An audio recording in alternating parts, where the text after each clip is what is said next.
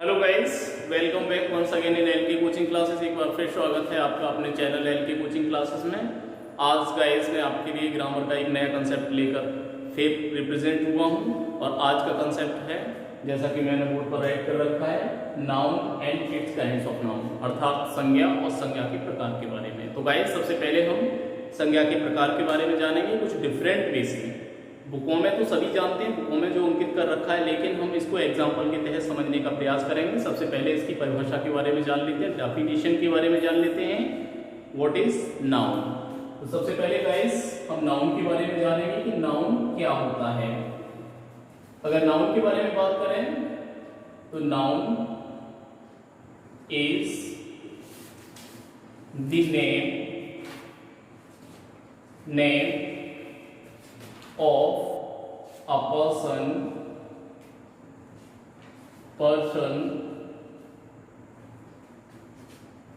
place or a thing is called a noun।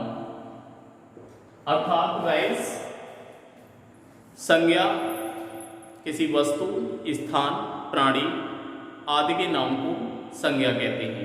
For example, उदाहरण के लिए यहां पर हम समझ लें,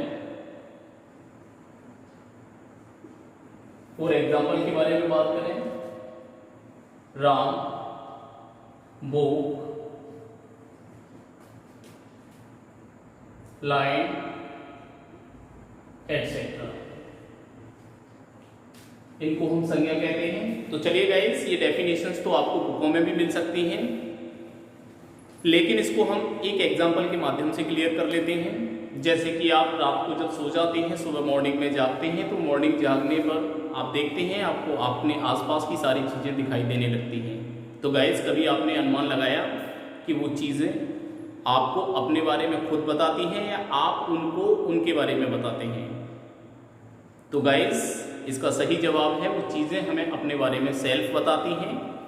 तो इससे साफ क्लियर हो जाता है कि हर वो चीज़ जिसका नाम होता है उसे हम संज्ञा कहते हैं। चलिए गाइस, बात कर लेते हैं हम संज्ञा कितने प्रकार की होती है। तो जैसा कि मैंने बोर्ड पर अंकित कर दिया है, चाहे तो आप भविष्य के लिए इनको सिक्योर करके अपनी कॉपी पेंसिल से राइट करके रख लीजिए और भविष्य में इनको डेली लाइफ में आप प्रयोग में ला सकते हैं। सबसे पहले जान लेते हैं इसके पहले प्रकार के बारे में, जिसका नाम है प्रॉपर नाउन। तो प्रॉपर नाउन किसे कहते हैं, इसकी डेफिनेशन में हम समझ लेते हैं विद एग्जांपल के साथ में गाइस। पहला काइंड जिसका नाम है प्रॉपर नाउन। प्रॉपर नाउन को सबसे पहले हम अंग्रेजी में जाने तो proper noun is a noun which is used to refer a particular person और थिंग, अर्थात व्यक्तिवाचक संज्ञा वह संज्ञा होती है जिसका प्रयोग किसी विशेष व्यक्ति, वस्तु, स्थान आदि के लिए किया जाता है। एज में जाने गाइस तो राम, टॉम, अनवर एटसेट्रा।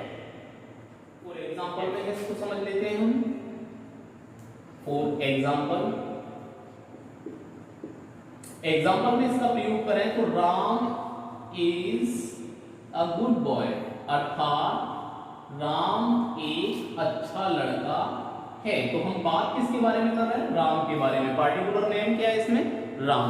एक बात मैं और बता दूं कि पार्टिकुलर नेम जो भी होते हैं उनको हमेशा वाक्य में कैपिटल में लिखा जाता है, चाहे तो उनका प्रयोग प्रारंभ में हो, मिडिल में हो या एंड में हो। ये बात आपको विशेष याद रखनी है। चलिए गाइस, अब बात करते हैं हम सेकंड काइंड के बारे में। सेकंड काइंड है इसमें कॉमन नाउन। जी हाँ, कौन से काइंड के बारे में बात कर रहे हैं गाइस हम? जी बिल्कुल, कॉमन नाउन के बारे में बात कर रहे हैं। तो कॉमन नाउन को हिंदी में क्या कहते हैं बताइए जरा। बोर्ड पर हमने लिख भी रखा है, जातिवाचक संज्ञा। बहुत अच्छे, क्या कहते हैं? जातिवाचक संज्ञा। अब जातिवाचक संज्ञा कहते किसे हैं, इसकी डेफिनेशन में समझ लेते हैं। Common noun is a noun which is used to refer a person, thing in general sense, अर्थात जातिवाचक संज्ञा वह संज्ञा होती है जिसका प्रयोग किसी व्यक्ति, वस्तु, वर्ग के लिए किया जाता है। एज के माध्यम से हम इसको समझ लेते हैं, जैसे बॉय, गर्ल एटसेट्रा, अर्थात इनका प्रयोग बॉय, गर्ल जो अपने आप में कोई विशेषता ना देती हो, किसी वर्ग को भी प्रकट करते हो। फॉर एग्जाम्पल के माध्यम से इसको क्लियरिफाई कर लेते हैं हम। फॉर एग्जाम्पल जैसे कि सीता इज अ गर्ल, यानी कि हमने यहां पर एक लड़की का नाम बताया है, वो है सीता, लेकिन इसमें जो यूज किया हुआ वर्ड है, जो कॉमन नाउन के रूप में प्रयोग किया जा रहा है, वह है गर्ल। ये कोई पार्टिकुलर नेम नहीं है, इसलिए इसको हम हमेशा वाक्य में स्मॉल से राइट करते हैं। लेकिन ध्यान रखना है कि जब भी इसका प्रयोग वाक्य में प्रारंभ में किया जा रहा हो तो इसको हमेशा कैपिटल लेटर से लिखा जाता है। तो गाइस, ये दोनों डेफिनेशन के साथ में काइंड क्लियर हो चुके होंगे। चलिए अब तीसरे प्रकार के बारे में बात करते हैं, जिसका नाम है कलेक्टिव नाउन। कलेक्टिव नाउन का प्रयोग किस प्रकार से किया जाता है उसको हम डेफिनेशन के माध्यम से क्लियर करेंगे। तो सबसे पहले इसकी डेफिनेशन जानेंगे हम अंग्रेजी में। Collective noun is a word which is used to refer person और thing as a group taken together as a whole और यूनिट, अर्थात समूहवाचक संज्ञा वह संज्ञा होती है जिसका प्रयोग किसी समूह, चाहे वो व्यक्ति का हो या फिर वस्तु का हो, के रूप में किया जाता है। एस समझ लेते हैं इसमें, जैसे team, flock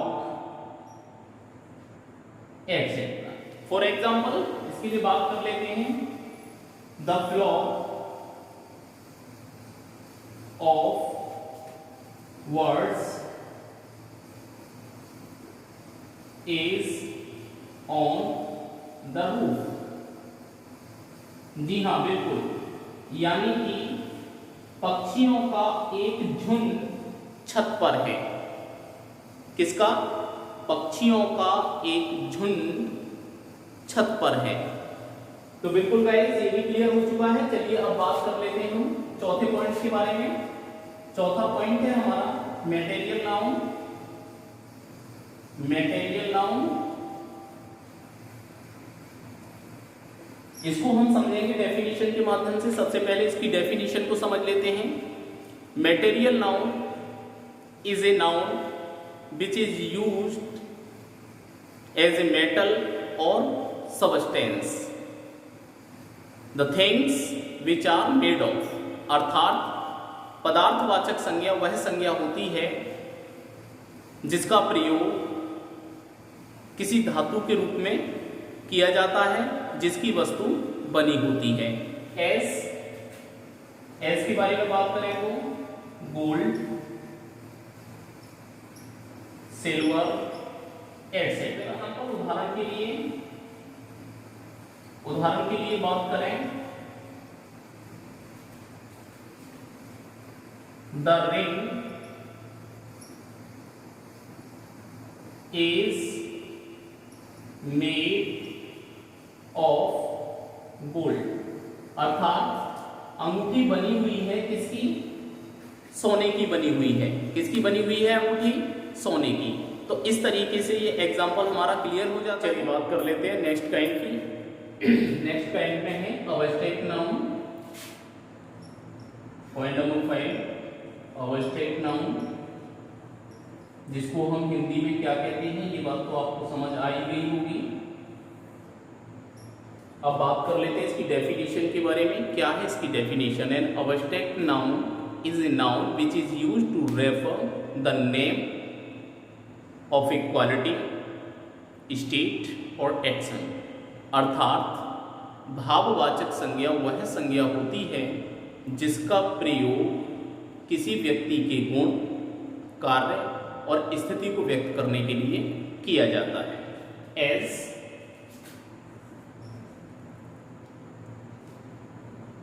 mercy, honesty etcetera. जी बिल्कुल, आप समझ रहे होंगे कि मैंने इस वर्ड को ऑनेस्टी के रूप में यूज किया है। इसको हॉनेस्टी क्यों नहीं बोला है? Because here is H letter is silent. यहाँ पर एच लेटर जो है वो साइलेंट है, इसको प्रोनाउंसिएट होगा ये ऑनेस्ट से। फॉर एग्जाम्पल, उदाहरण के लिए आप इसको समझ लेते हैं। फॉर एग्जाम्पल,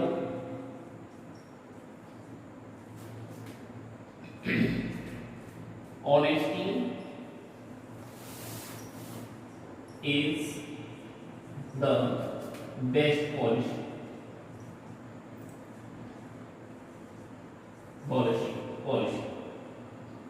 अर्थात honesty is the best policy.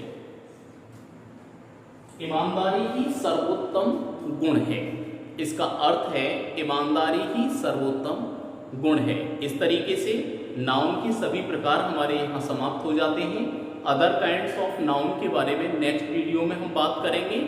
फिलहाल आज के लिए इतना ही। Thank you for watching.